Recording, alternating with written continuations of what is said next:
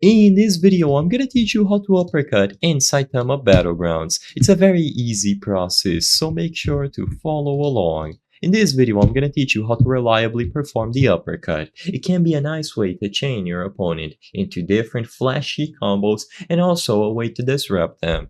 So, the uppercut is going to be done when you end a 4-part combo. So as you can see, on the 4th attack that I do in a row, I'll be able to do the uppercut. I can do it while in the air or on the ground. It just depends on the timing of the actions. This time I did a kickdown. But for the uppercut, all that you have to do is press M1 3 times and on the 4th attack, hold space.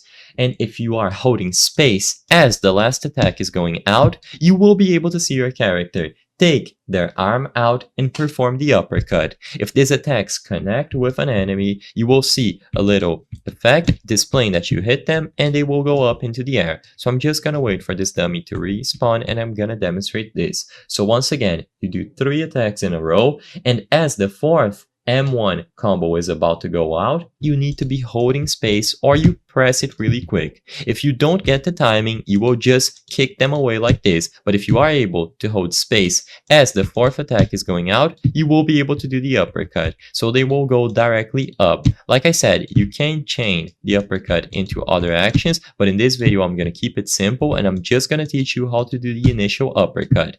So if you want to get this done reliably, I recommend that you jump in a private server and you keep practicing the timing. You will be able to do this without even noticing and of course deliberately when you want to get the combo going.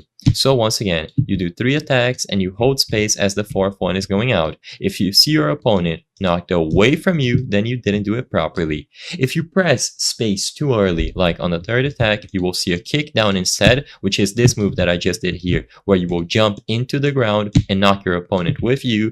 And if you do it too late, you will just knock them away. So you have to do it right before the 4th attack, and you can't do it too late or too early.